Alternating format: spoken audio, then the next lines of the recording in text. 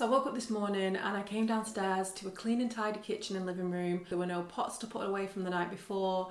Everything was tidy, and so I decided to go and sit on the sofa with a cup of coffee and read a few pages of my book, and it felt good. Now, contrary to what those of you who follow me on my home account may think, my home isn't always immaculately tidy, although I can be a little bit of a clean freak. It's not actually always that way.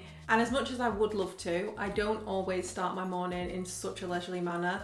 In fact, sometimes I come downstairs and I have got pots to put away, and then I'll be like, you know what, I'll just clean the surfaces. I've maybe got a bit to tidy up, because I'm one of those people who can't relax unless everything around me is tidy. On this occasion though, it was one of those times when I didn't have to worry about it because my past self had taken care of it, and it felt good. It was a nice morning. I was up early, I was feeling motivated after having read a chapter of my book. So then I decided to get out and go for a run. I hadn't actually been for a run in a couple of weeks. It's something that I'd recently got into over the lockdown period, but kind of fallen off the bandwagon with a little bit because we've had a couple of weeks of rain here, and I'm not gonna lie, I don't really like going out in the rain. Anyway, this morning I decided to finally get my butt into gear again, and I put on my trainers and I decided to go for a run. And it was hard.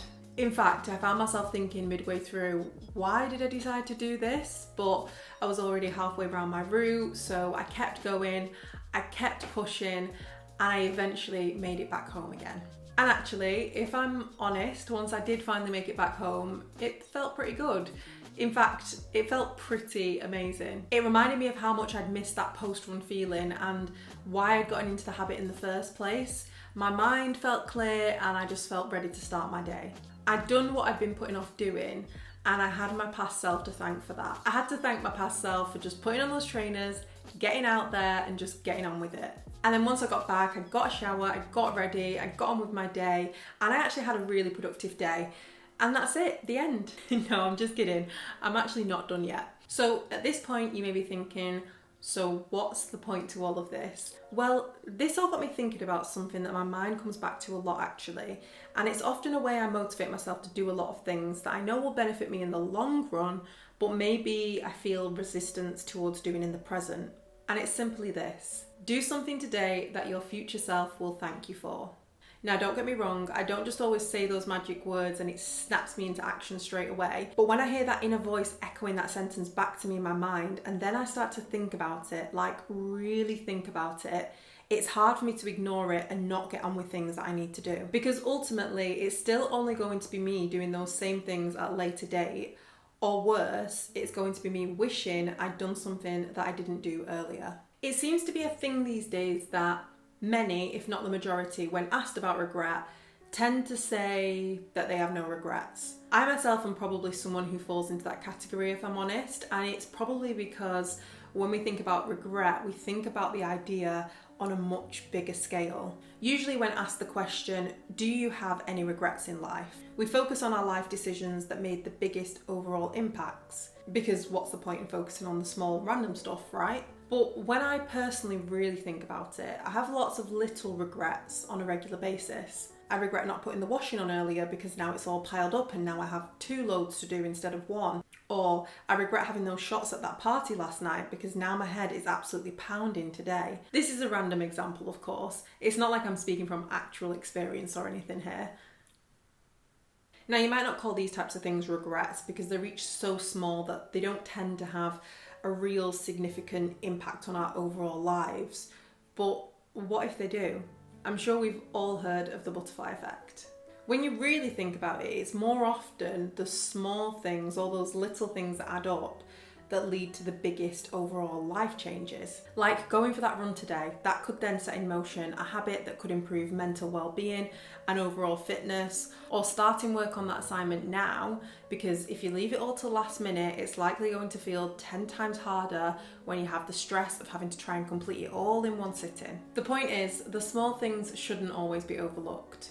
There are, of course, things we can't control, and to regret things that we hadn't even considered prior to them happening is to play a game of never-ending torment with yourself. You also can't punish yourself and live in a perpetual state of regretting every wrong action, response, decision made. What we can do, however, is learn from our regrets. Rather than staying in a perpetual cycle of feeling bad for what you did or didn't do, use this as a reminder to just do the things now that you know will benefit you going forward. And it's important to mention that there can be certain things that you can be resisting because deep down you're not really sure about them, and maybe in ignoring them you're hoping that they'll go away. But that is a whole other topic for another video. But in this, I'm just specifically focusing on the things that you maybe put off just because they're not initially fun, or they're hard work, or they're time consuming, but in the long run, you know that they're things that your future self will be happy that you did. The key, I think, is not to dwell on our regrets, but to learn from them. I'm someone who can procrastinate to no end. In fact, the irony is I procrastinated a lot before finally filming this video. I love that feeling of putting the last few finishing touches to a video that I've put the time into and that I feel proud of creating.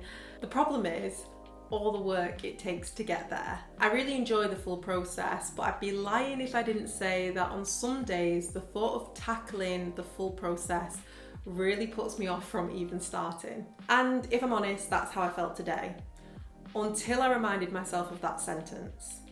Do something today that your future self will thank you for. In that moment, I snapped right to it. I told myself no more dilly-dallying, because I know what would have happened otherwise. I would have left it until the last possible minute, and come Monday, which is my current upload day, I would have been frantically trying to put a video together, which in turn would have left me feeling stressed and annoyed at myself that I hadn't done it sooner. And I speak from experience on this one. And in a worst case scenario, it would mean I wouldn't get it done at all. I'd miss my upload schedule again. I'd feel the too much pressure that I'd once again put on myself because I'd left everything till the last minute, and I'd eventually fall off the bandwagon. And you might be thinking, but it's just YouTube, it's not that deep. And yeah, true. But then you could say that about a lot of things, and why do anything for the joy of it?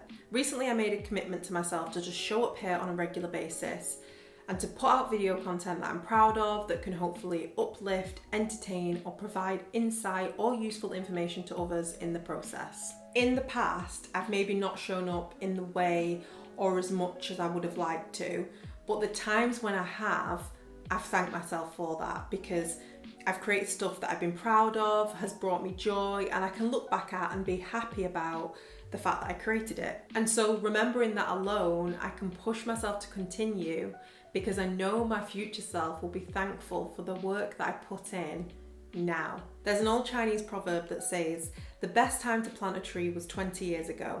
The second best time is now. So it might be something simple like washing the pots, or something slightly more enduring like going for a run. But next time you're thinking of putting something off that you know will benefit yourself in the long run, why not do your future self a favour and just do it? It might even just change your life. And I'm pretty sure your future self would thank you for that.